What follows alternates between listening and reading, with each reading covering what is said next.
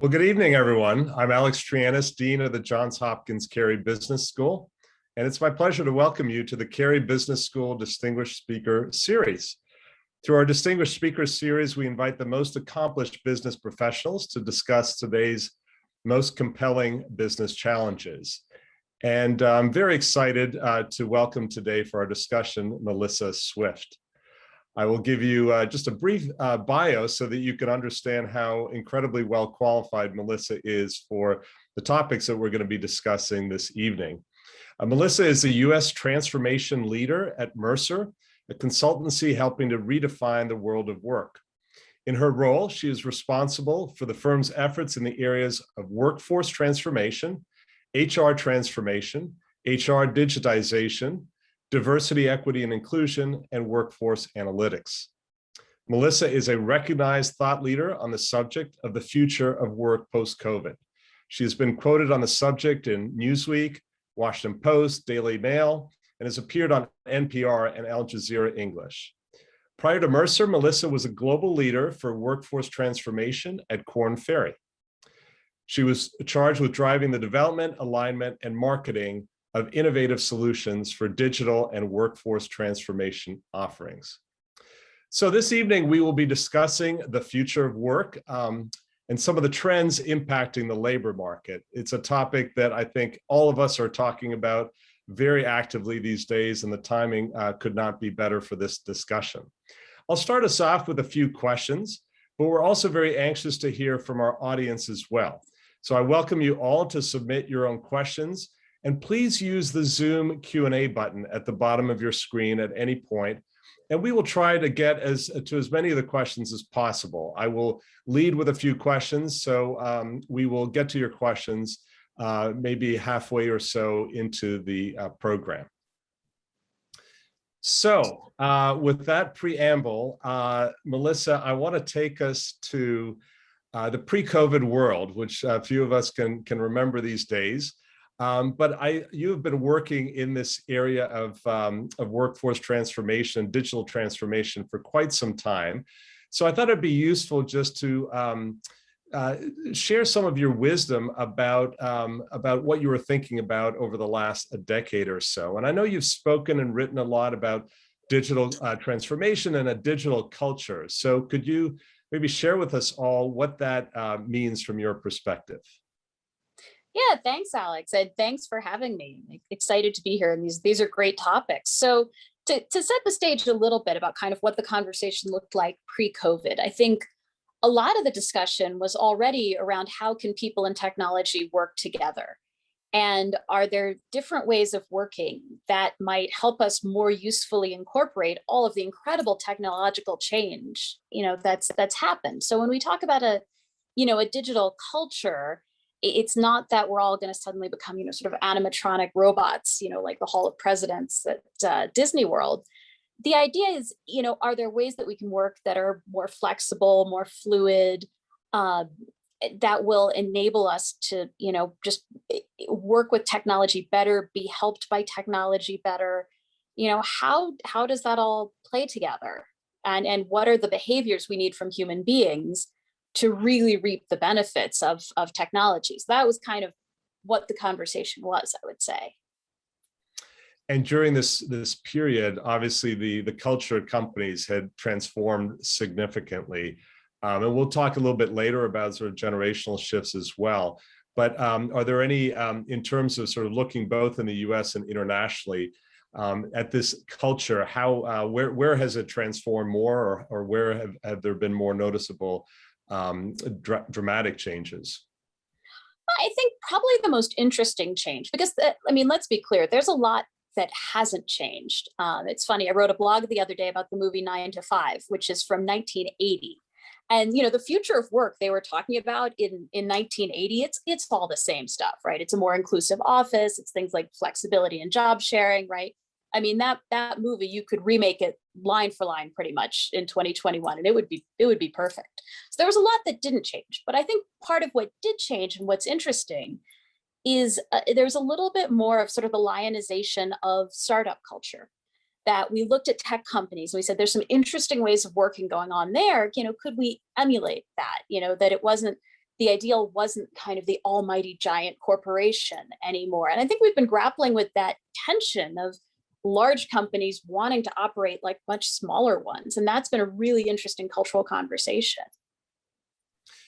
And had that not happened, we would have been in a world of hurt and bewilderment when COVID-19 hit us. So why don't we just sort of take that head on at this point, and maybe you can share the various ways in which the pandemic really changed the way industry conducted businesses, maybe starting with the momentum, as you said, that had already been building up.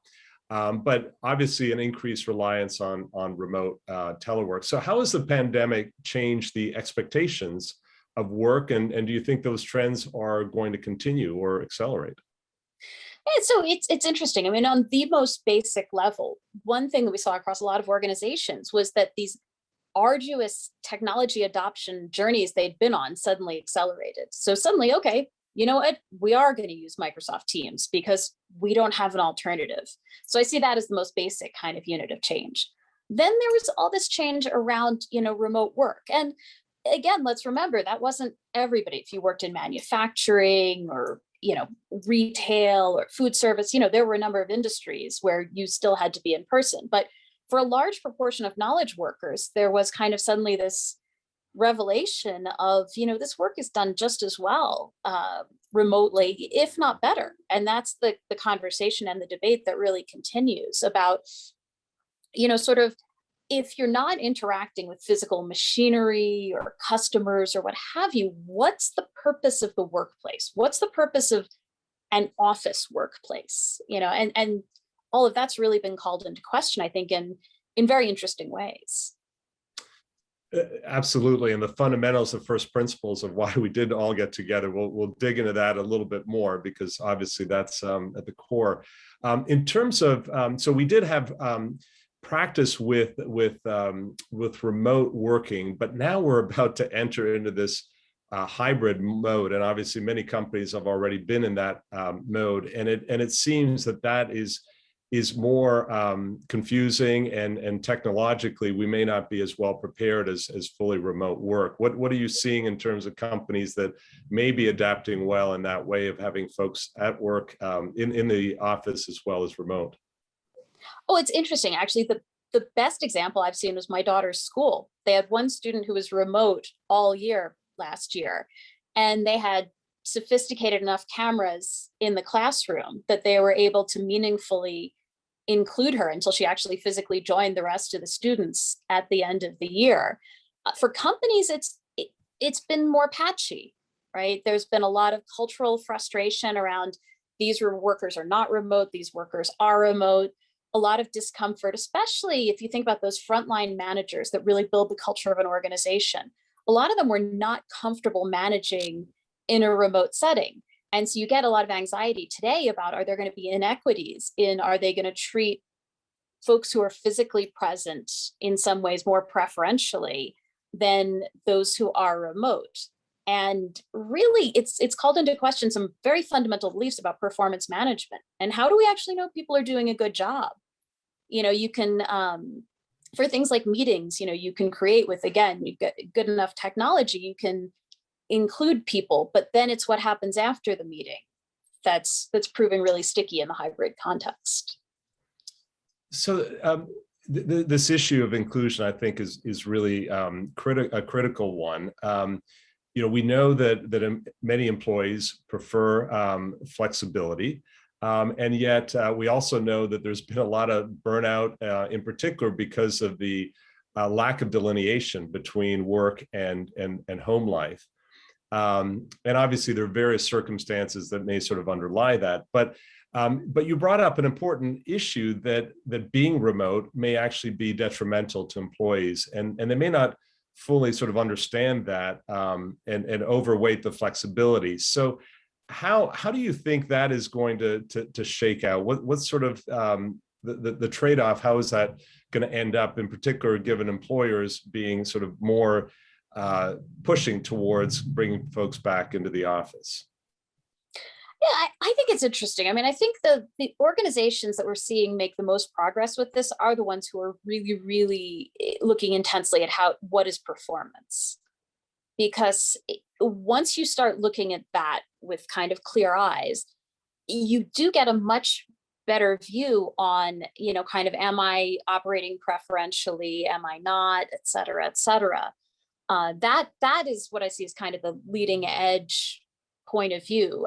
I think the struggle will be, and this is what gives a lot of us in the field a bit of heartburn, is that the groups that need flexibility the most are also the groups that have historically been included the least. So, let's say working moms or something like that, right? There's a lot of worry on will kind of, unless organizations really recalibrate on what does it mean to do good work and how do I measure that, the danger is you double down on groups that already kind of got discriminated against, to begin with. And that's going to be, I think that's going to be a hard one, to be honest.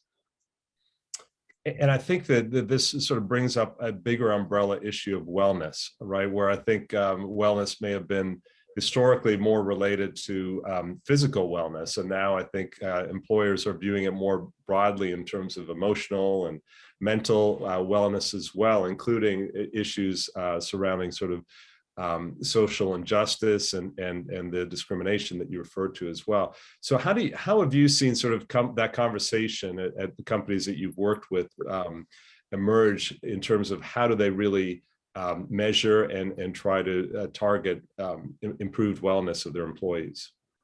Yeah, so one tactic we've seen that's pretty effective, and this is so basic, is just some really good education again for frontline managers about how to ask questions about wellness.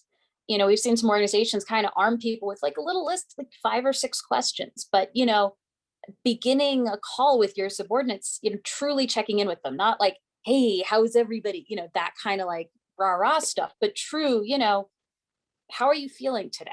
Scale of 1 to 10, are you worn out?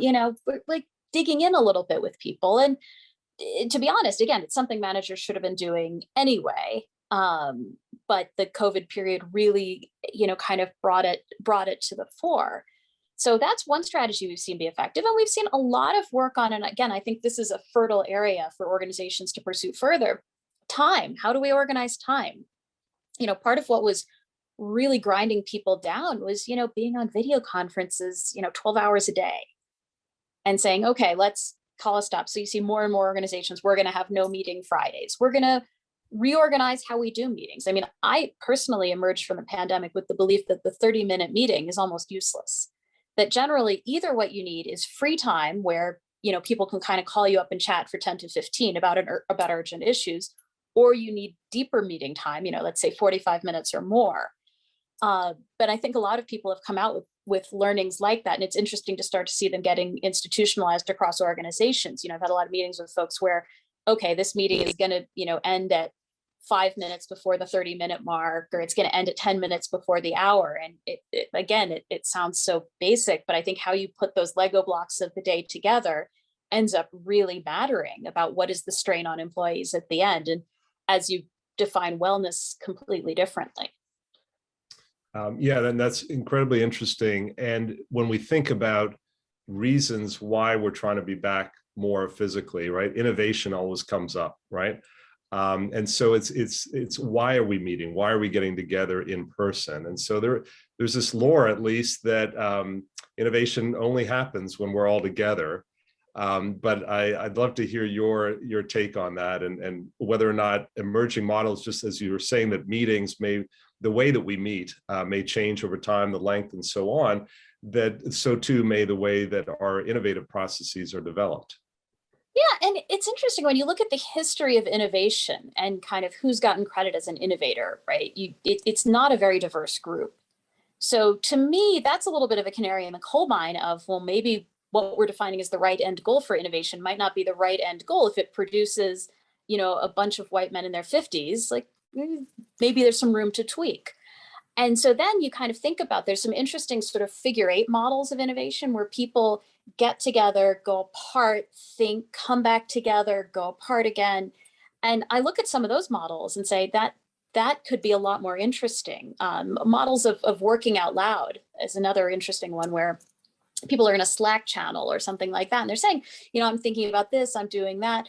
And part of what's interesting there, again, to kind of the diversity point is, it's not like we all lock ourselves in a room and then one guy comes out as the knight in shining armor who innovated, right? It's, you see the work of the group and you see the diverse array of thinking that went into it. And so maybe you don't get like the magical innovator one person, but you get better results and you're able to attribute them to the group. So I look at some of those techniques and I say, well, that doesn't necessarily demand in person. What it does demand is, I think, a combination of synchronous and asynchronous work.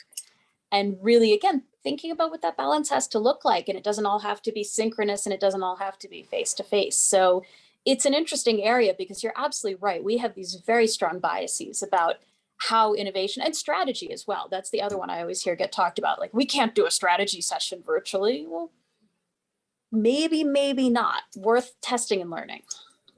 Right. And to that, I mean, the other critical component that's thrown out there is culture. Is how do you build and sustain a culture if you're all remote? And what does it mean to be part of a company if you're never there? So we're never in the office space together. So are there best practices that you've seen sort of emerge in terms of how, with a hybrid workforce, with the flexibility and the fact that people may not necessarily be there all at the same time and so on, what are sort of some good practices that we can follow to try to maintain the culture that we have, and in particular build culture with employees that have started with our organizations over the last year and a half? Yeah, no, I mean, I'm doing that myself, right? Starting in a new role, during this period. So I'm right there with you. I mean, I think some of what's interesting is that organizations in virtual space, their cultures sometimes have become more exaggerated. So organizations that had cultural strengths, and I think about a particular industrial company that I've done a lot of work with, where they had a very strong sense of their place in the ecosystem of agriculture, right? And why they were doing what they were doing. And during COVID, that got stronger. And it really, because, at the end of the day, you pull everything else away and what's there? Their purpose, right? And their purpose was really strong. So that's a positive example. Negative example, you can look at, there are a lot of companies that have kind of had cultural scandals during the COVID period. And what happened was, people weren't coming into a cool office anymore. They weren't subject to, and this is, sorry, it's going to sound a little dark, but manipulation works much better in person. All kinds of research shows that. So their bosses kind of couldn't manipulate them anymore to the same degree. And so if there were existing culture problems, those got very pronounced because people kind of said, wow, I'm not getting free food and nobody's sweet talking me. And oh, wow, this is a really terrible place to work.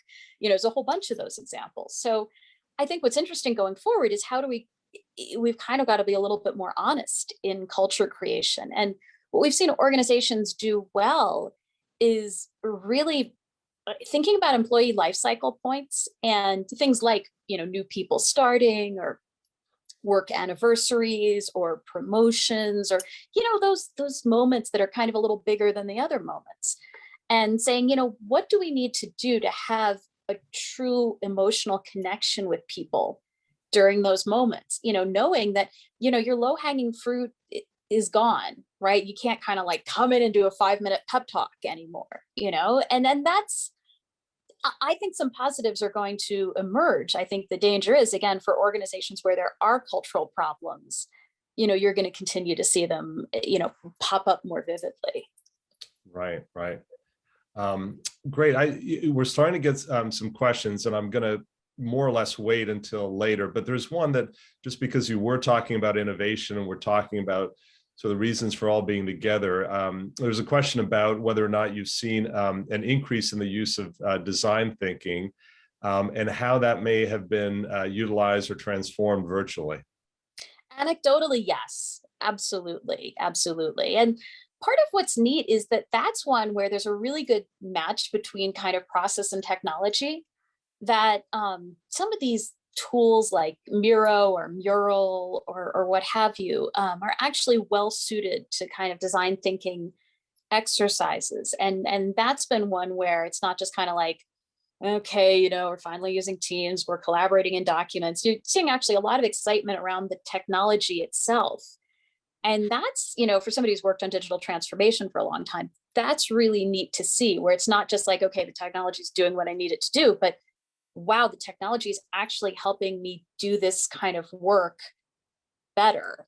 Right. And that sensibility, has really, so design thinking is, I think it's a process that, again, it's been bubbling up forever, but COVID really pushed it. But I think part of what's helped is there's some neat technologies that just lend themselves well to it. And that's kind of a fortuitous thing. Yeah, yeah, that's interesting. We always think of it as sitting there with the post-it notes on the walls, but you're absolutely right. These technologies have figured out how to do that for us digitally very well. So I guess given where we are right now with the Delta variant and this fourth wave, I can't help but ask the question of sort of, we've been through some waves. So how is this wave going to be different? Obviously, vaccination plays an important part of this as well. But what are you seeing in terms of companies' flexibility in terms of how they're adapting to this? And as we will undoubtedly see waves of this or something else in the future, how well better prepared these companies may be at this point in time? Well, I think it shows the companies that have struggled with the Delta variant are the ones that took the most hardline approaches. And a lot of them, I'm not going to name names, but a lot of folks in financial services, okay, we're all back in the office right now. And then, things got weird again. So it shows, number one, the need for more nuanced approaches, that it is very hard in this day and age to simply make really black and white determinations. I think the other thing that it's shown is that it just, again, working parents as a group that needs a lot of attention, in this population, because if you think about it, companies, sort of trying to bring people back in, not sure. Schools are about to sort of, open or not. And there's a lot of back and forth there. Kids still can't get vaccinated. So if you're a working parent, you can end up feeling like your head's in a vice right now. And that's the group that companies really, really need to pay attention to, because I think that's with the Delta variant, that's the group that's taken it on the chin a bit. But, again, kind of back to the point of, if you had an existing cultural problem, virtual environments and pandemics and all that are just going to show it up more dramatically. I think it shows that working parents have always kind of been on the knife edge. And this just shows, kind of, it's an extreme example, but, it's the trend that was going already. Right. Well, you didn't want to name any companies, but one of our audience members did name a couple companies that we all know. So I can't help but ask this question. So we know that many organizations, including Hopkins, is mandating vaccinations, and others are not. And obviously, there's a lot of change in that scene over time very quickly here. So this question is about why are companies like Amazon and Walmart issuing different vaccine mandates? Office workers must get them, but warehouse workers not. And if you don't have the details on those particular companies, maybe just generally to answer the question from a sort of equity perspective of, as companies are making policy decisions, how can they best ensure that there's equity across the organization? Yeah, I mean, I'll give my hypothesis, which is that I think companies have shied away from vaccine mandates where they feel like there's, and we'll get into the labor shortage question down the road, but where they feel like labor is so scarce that anything they do might end up with greater shortages. I mean, Amazon's already, talked about how they worry about running out of warehouse workers, right? Because their demand is so great, and there's enough turnover in those roles, et cetera.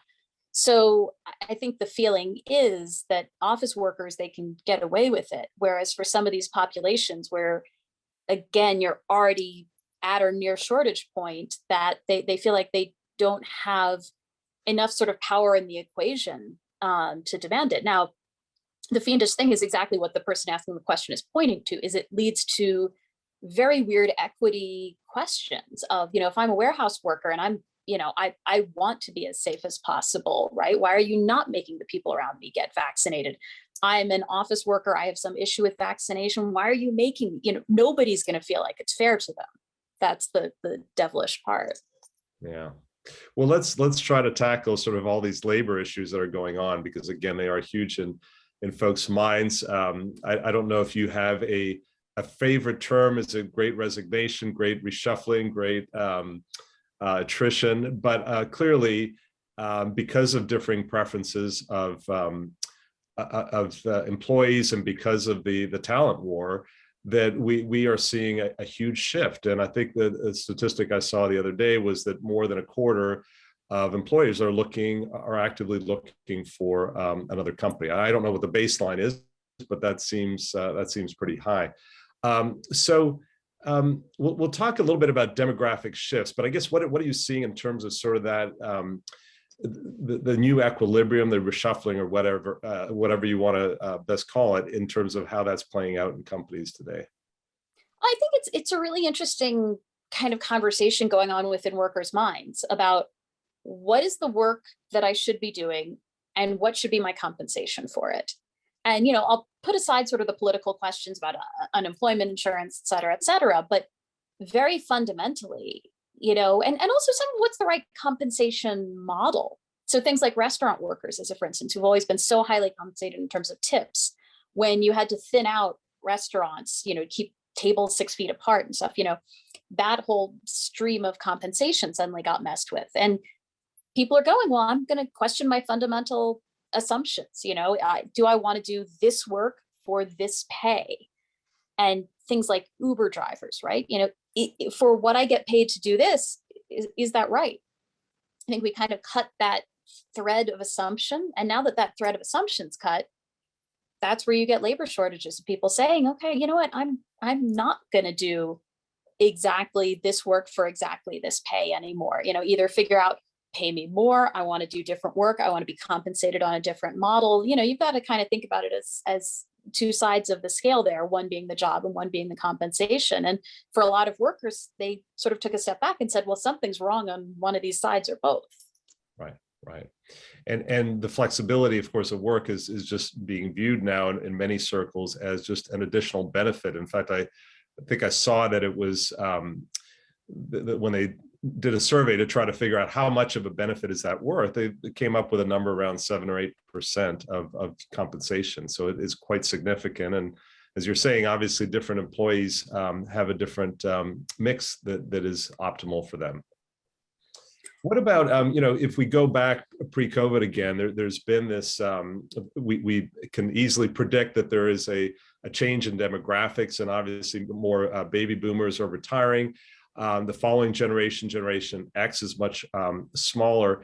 So I'm just kind of curious what you see also as impacts of this multi-generational workforce that we now have, with, again, perhaps different expectations, different traditions that they've had of work, and so on. Yeah, so it's one near and dear to my heart as a beleaguered Gen Xer. Right.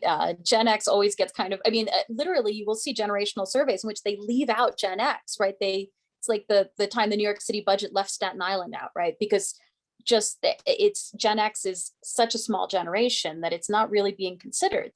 The interesting thing is, in a time of kind of this huge change around technological enablement, Gen Xers, we're the ones we started using email in college, there and thereabouts. And so we're actually an important fulcrum generation for technological change. And part of what's happened is the boomers have worked longer.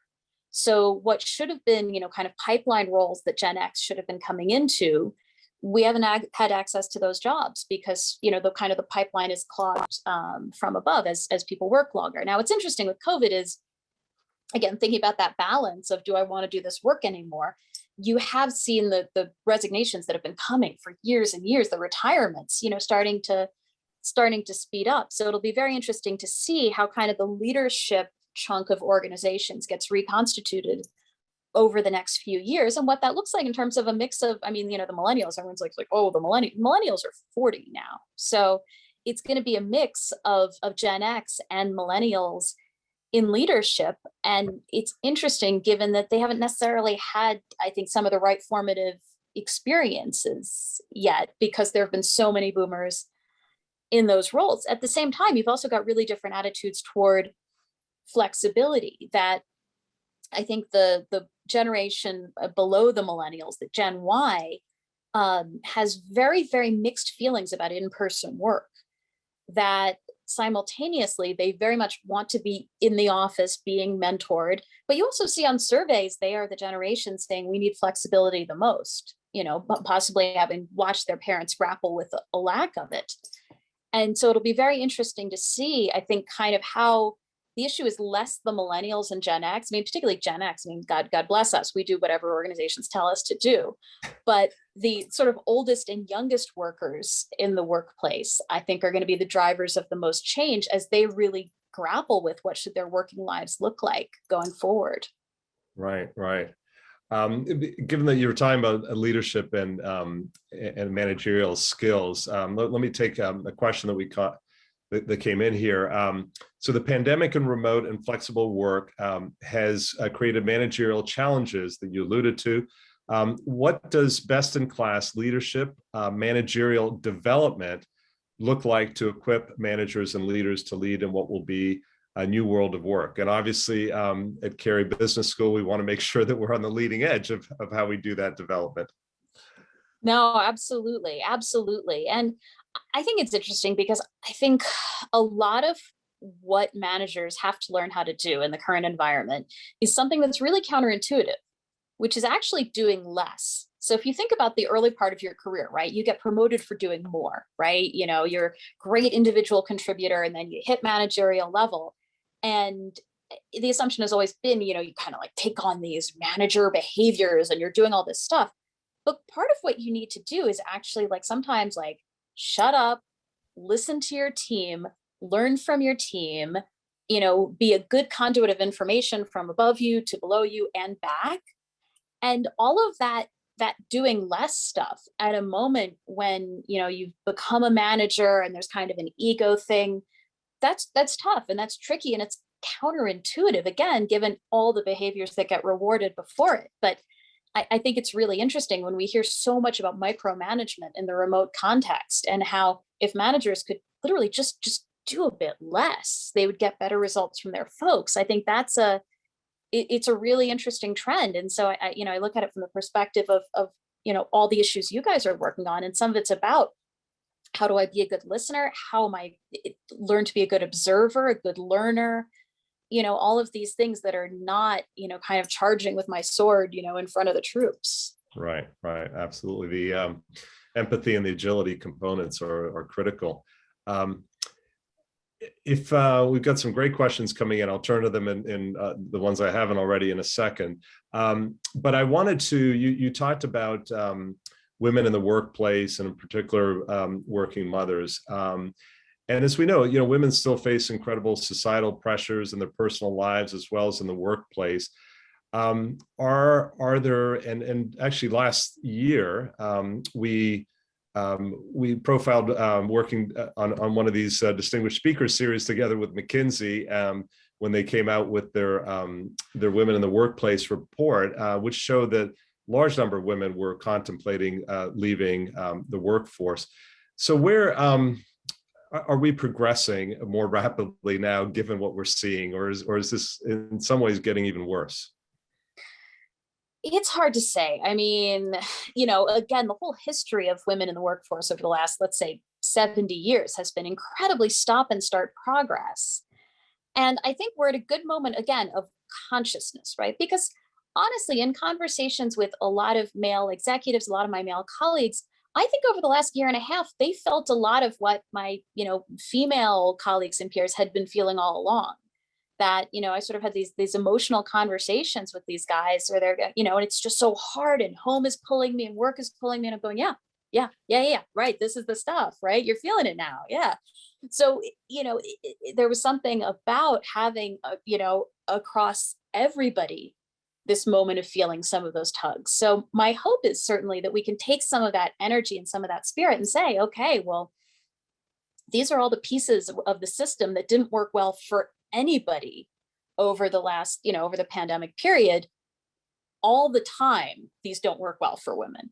Right. So let's think about how do we reconfigure the system a bit. And some of it also, it does come back to just some of those very basic managerial things of, as a manager, having the self-confidence to not need to say, okay, well, I need you at that, 6 o'clock meeting, and I need to see you doing this, and all of these things that are just actually your own anxiety being externalized onto your team, right? It's just managers trying to make themselves feel better. But getting managers to a point where they are that secure and that confident, they're saying, all right, I trust you to get it done. Just get it done. Don't care where, don't care when, as long as, we're hitting all our deadlines, all good. That's a big lift as a working culture, as a society.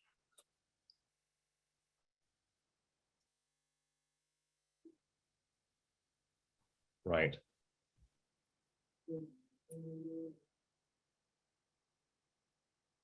Yeah, apologies. My internet was a little bit unstable I there, but figured. yeah, I appreciate that. So more broadly, I know that DEI is a big part of your practice as well. And so beyond the comments you just made, curious, any other current trends that you're seeing and ways in which companies, it seems clear that more and more companies are certainly talking and trying to implement changes as rapidly as possible. It's comforting to see that as terrible as some of the events of a year ago were, that at least it seems to be instigating a much greater awareness and action-oriented culture within the workplace. So I'm just curious, thoughts that you have in terms of what you're seeing and some of the best practices. Yeah, so I think there are two trends that are really interesting and encouraging. I think number one is more attention to DEI in a really kind of a systems fashion, right? So, what's broken about our succession processes or our performance management processes, or not just, I think, we've done a lot to kind of try and retrain individuals, and that's necessary, but not remotely sufficient. And now we're saying, okay, let's go beyond the individual. Let's look at how our systems work. And let's fix some of these broken systems that, okay, we think our performance management system is fair, but, we then did, an AI analysis of the comments, and the comments about women are all about their personalities, and the comments about men are about their performance, right? Something's wrong. So let's, it should be a neutral system, but it's not. Let's look at the systems. Let's use data particularly to unpack some of that. So that's one very encouraging trend. And I think the other one is, and this, I really do see a straight line from everything that happened with George Floyd to this, is making it okay for underrepresented groups to say they're not okay. That, that outpouring of pain we had in that moment kind of opened the door for a dialogue for people to say, again, okay, you guys come in and you experience this office culture is just fine. I don't experience it that way. My experience is different. This is the pain that I'm feeling. This is what doesn't feel fair. This is what doesn't feel good. And just opening the door to have that conversation and to listen to people. And that's happened across a lot of organizations. It doesn't feel great. It feels like, oh my God, there's so much wrong. But that's the first step toward actually fixing things. And so again, my hope is that organizations can, kind of keep Pandora's box open on that one and keep listening, even if some of the problems that, come to the fore seem a little intractable or difficult, because that's really the best first step on the journey. Absolutely. And it's interesting what you mentioned about AI being able to sort of pick up some of the biases. So there's a question here actually, which is somewhat related. How can we leverage technology and tools to pick up on cues such as traditionally through nonverbal, non-writing communication of employers and employees? Any thoughts? Yeah, no, I think it's a great one because, there's been all of this discussion around, microaggressions, right? Where it's not that somebody's, coming in and saying, I hate your kind of person and I'm going to discriminate against you. It's 2021. Nobody does that anymore for the most part. But it's little things that kind of eat away at people in an aggregate, create a really terrible employee experience for underrepresented groups. And so if there are ways of using technology to just say, well, look, when you're in a meeting with, an African-American employee, you're smiling 40% less, what gives? right? And just some of it's just using it because it's just going to be kind of the data is what it is, but using it to reflect back some self-awareness to people about their behavior. I think that again is really encouraging, in the same way, we always use, fitness trackers and stuff about, oh, I had no idea that I sat like a slug all day because I'm just not conscious. To the extent that we can use technology to just raise consciousness, that's incredibly valuable. Yeah, no, that's exciting and will be eye-opening, I'm sure, in many ways. So I do have several questions, and rather than trying to weave them into my questions, let me just go straight out with them, and because there's some good ones here. So let's see. One which is quite interesting is, what is your opinion about differing pay scales and differing benefit levels for in-person versus remote working? And I guess also I'll add to that this issue of people working for the same companies in different cities. Yeah, so I'll start with the first one because I think the second one is a different question in a way, and they're both great questions. I think on the first one, you've got to prove that there's an actual difference in the job. If it's literally just whether you're coming in or not, I mean, I think somebody's going to get sued eventually over all of that, because if you can, from a classical job analysis point of view, break down the tasks and say this person did these tasks, this person did these tasks, but they were just in different environments, that's going to be a really tricky one to push through. If you could say, okay, well, this person also did all of this people management because they were physically present and they're meeting with people and they got people crying in their office or whatever, right? Then you've got a case. If you're going to say there are actually different work tasks, but if it's the same work tasks in different environment, I just think, kind of good luck with all that. The city's question is really interesting because organizations have always, pegged compensation to, a large number of organizations have pegged compensation to cost of living. Right. And this is one where, I struggle a bit and I say, it may be that you either have to reboot the whole system and say, again, compensation is just going to attach to work tasks. This is how we value these work tasks. Or you're going to have to set kind of a blended remote rate. I don't know. That one I think hasn't been fully thought through, partly because what you've got, and this is in some ways similar to the working parents issue, is that you've got organizations trying to solve a society level problem. And the society level problem is that there are certainly many geographies that have become almost unaffordable. Right. You look at the San Francisco Bay Area, you look at New York City, these places that are incredibly culturally rich, wonderful environments for companies to be.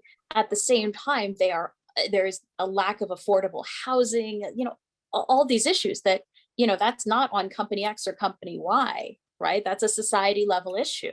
So that's part of why that one's a little intractable at the moment, is that, again, there's companies can only solve up to here, and then the rest is like all of us collectively.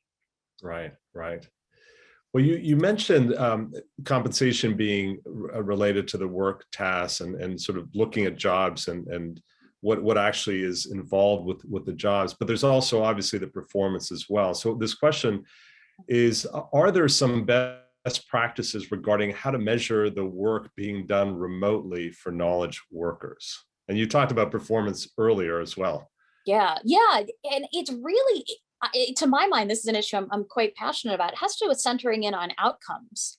That knowledge work, we end up kind of defaulting back to activity measures. And they're not so great when it comes to knowledge work, as opposed to, I always think of the I Love Lucy, right, where they're packing chocolates, right? If you're packing more chocolates into boxes, you end up with more boxes of chocolates. As knowledge workers, sadly, that's not true, right? You or I could write 20 drafts of something and it might not be done.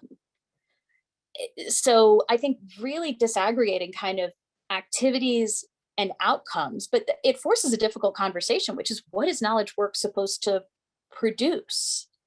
And what are the right outcomes? And we've seen some fields, I would point to journalism as one, where some of the outcomes that have been picked, things like, are you getting enough click-throughs on your articles, et cetera, there's been some hue and cry about how they distorted the actual output of journalists, and are we picking the right outcome metrics? And that's another kind of layer of the conversation. But I think it has to start with, literally, what are you trying to accomplish? Let's forget all the activities that get you there. What does the North Star look like?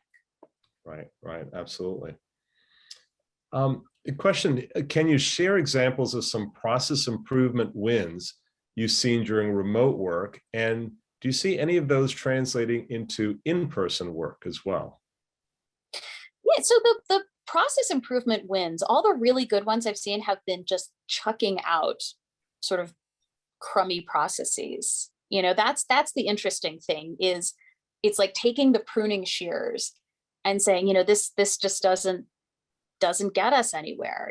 This is box checking. This is a lot of reset, interestingly, on collaboration. And this does flow through really nicely to in-person work. About companies had a lot of what I would call kind of, it's like fake collaboration of, okay, these people need to see it and approve it, and we need to get the approval of this group and that group. And it's not real collaborative work. And it's not real inclusion either. It actually ends up being sort of lousy on the inclusion front, because it's kind of false consensus and it's fear driven.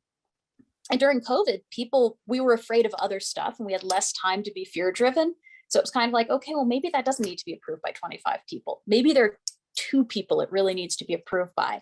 And organizations that have been a bit fearless about that, that has carried through, really, really well. Because once, if you're back operating in person again, you're still getting an enhanced workday where, you're not spending your time carrying a decision to dozens of people when you don't need to. Right. Well, let me see. There's a number of other questions here. This one, I guess, is a little bit of personal advice. What would you say to a new employee about how best to acclimate and establish relationships in a hybrid environment?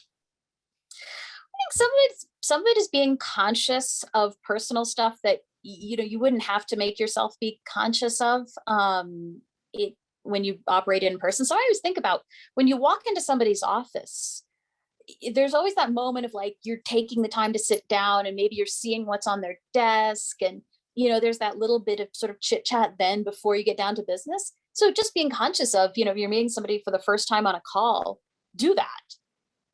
Just building back in a little bit of kind of some of the human interaction. And I think also being conscious and intentional about kind of your network and who are the people you're interacting with, how do they interact with each other, and even doing a little bit of like network mapping on paper. Okay, I met these people today, how did they work together? And again, I think a lot of these things would work well in an in-person environment too. It's just that they're more obvious. Okay, I always see so and so and so and so talking to each other in the break room or whatever. But just the kind of the consciousness of that and being intentional. Great. Any while we're talking about personal advice, a great opportunity to ask you, for all of our students or our alumni who are thinking sort of about the next stage of their career, sort of what maybe has changed in terms of advice you might give now in terms of preparing for the future work world? Yeah, so I think some of it is, and again, this is advice I probably would have given, though not as strongly pre-pandemic. What are the work tasks that really energize you and really light up your passion and where you really, excel?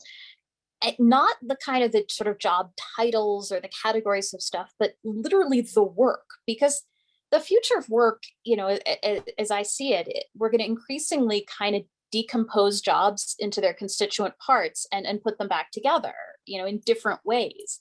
So if your whole pitch is, I'm kind of great at this kind of job, that might not exist in 5 or 10 years. But if you say, what I'm passionate about, making this up, written communication, I love telling a story on paper, there'll be jobs that incorporate that. Or I'm passionate about managing diverse groups of people, right? There'll be tons of jobs that involve that in some way. So kind of taking it, again, down to that task level that it sounds silly and basic for highly evolved professionals, but understanding how fast the jobs are going to change, those are the pieces that are more perennial and that are going to help you, kind of connect in more opportunistic ways to the kind of work that you love.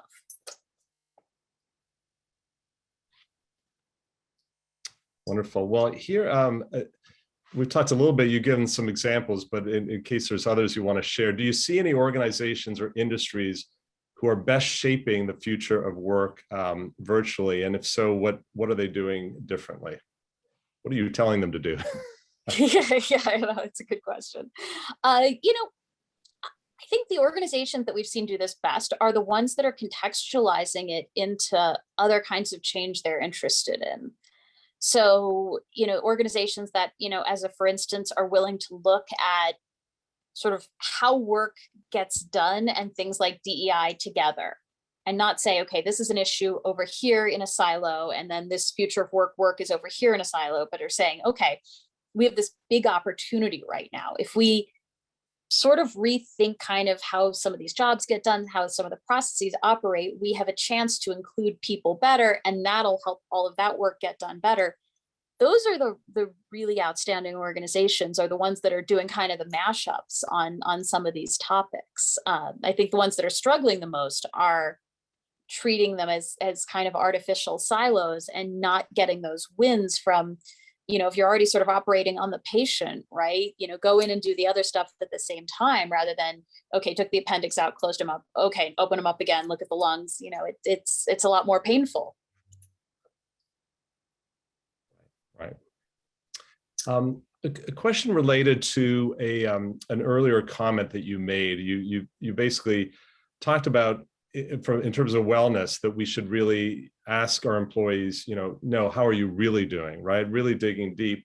And so the question is, how do you help an employee be vulnerable and say that they aren't okay? How do they know that it's not going to be held against them?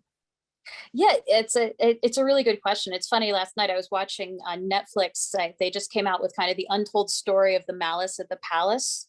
So if folks remember the Pacers Pistons game with the fighting in the stands and all that good stuff. But one of the things that the players were talking about in a really compelling way was how okay or not it was to say that they were not feeling mentally okay. Because one of the things that comes out is, Ron Artest at the time was already traveling with a psychiatrist. He was already starting to be somewhat vocal about not feeling okay. But a lot of the other players involved in that were also mentally not feeling okay at the time that all went down, but didn't feel the space to have that conversation. And that's what led to kind of the whole catastrophe. And so it was really thought provoking on that front, and particularly in light of all that's happened with the Olympics and all of that, and some of the backlash against Simone Biles and the support for her and Naomi Osaka and all that. But I think part of what goes on with athletes is it's just an extreme example of culturally what everybody deals with at work, that, we have this strong bias that, you need to kind of put up a good front and kind of push through. And anything less than that is you're not being a good adult, you're not being a good worker, et cetera, et cetera. So part of what we need to see, and again, athletes have kind of led the way on this one, is some really good role modeling about, what, I'm not okay. I mean, I would love to see, kind of, let's see some CEOs say that, right? I think that's what's going to spark some of the cultural change. But on a micro level, in everybody's own lives, if you're a manager of people, if you're a teammate, just take those moments to say, when you're not feeling 100%. And that's, I think, again, everything that happened with George Floyd and with COVID created a little more space to do that. But it's now on every one of us to kind of pick up the baton and do that a little bit better. Yeah, well, that's great advice.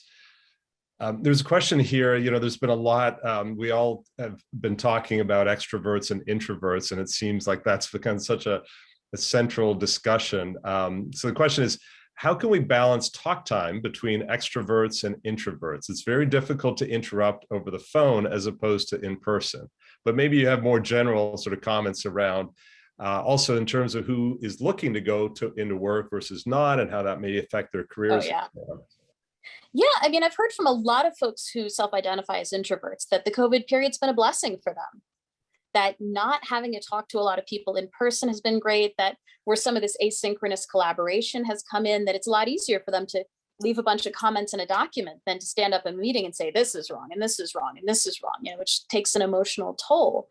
I do think, again, it's an area where if we push right now, there's a lot of potential for positive change, where we say, okay, a lot of the formats that we use today, just even the standard meeting, can be tough for introverts. And we're losing the contributions of a huge proportion of the population because we keyed everything to extroverts.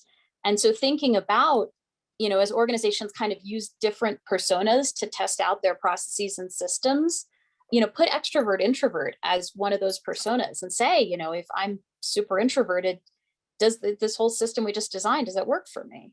Right. I think that's where it starts. Right. Yeah, and clearly it's more, as you say, the personas are more complicated than those two extremes. But let's see. A couple of additional questions, and then I think, unfortunately, we're at the top of the hour, but so I won't get to all the questions. But how are boards or shareholders holding their organizations accountable to quickly develop the future of work? It's interesting. I think this is one where we need some good metrics. And I wish I could say, I've got a list of 10 or something like that. I mean, that's where it's going to be easier for boards and shareholders to hold organizations accountable. I mean, certainly accountability against some of these DEI metrics is helpful, because as you evolve work better, you will get a more diverse group of people doing it. But I think metrics around things like wellness will be tremendously helpful. And also thinking about kind of outputs and inputs and outcomes too, to the conversation we had earlier about what are the right outcomes of knowledge work, to the extent that, boards and shareholders are able to take a step back and say, okay, well, your outcomes should look like this, but it looks like this. You just got people doing busy work, right? That will keep pushing on the future of work, but there has to be a way to measure better. I think that'll advance the conversation. Absolutely, but certainly it just underscores how important it is to come from the very top of some organizations, being the board. Okay, so take out your crystal ball. The question is, how long will it take to get to a new normal? Well, the question is, what does a new normal look like, right? I mean, that's a fiendish one for me, because in some ways, we never took into account how much the office environment changed in some ways after September 11th. For instance, I mean, I worked for Deloitte. Deloitte went to laptops after September 11th. For consulting, that's seismic. And we never talked about it, right? We just weren't conscious in that way. But using that as, a bit of a model, location strategy changed, a lot of things changed. We're still feeling those reverberations, 20 years on. So I think part of what we can look for is we're going to feel the reverberations from this more strongly and in quicker cycles, and for quite some time. I don't know that there's going to be this wonderful kind of stop point where we say, okay, everything changed and now we're here. That's part of what's interesting. Well, you have a very interesting practice, and so you will be seeing things emerging, and you're right, it's not like we go from version 1 to version 2. There's just a lot of steps along the way, and I know you've got fascinating opportunities to work with organizations, so I can't thank you enough, Melissa, for spending this evening with us to share some of what you're doing, what you've seen, and some great advice along the way. So I really, truly appreciate that. No, it's great to be here. I mean, these are wonderful questions and amazing topics, so it's always fun to discuss. Well, thanks, and thanks to all of our audience. And I'm sorry I wasn't able to get to every question, but I really appreciate all the great questions. And we hope to see you again on September 21st. We'll be hosting Chris Shaper, who is the group CEO for AIG Re, which is the reinsurance arm of AIG. And so we'll be discussing, not surprisingly, resilience and risk management in today's volatile business environment that Chris is very much at the center of. So until then, again, thank you so much, Melissa, and everybody have a great evening. Thanks. Bye-bye.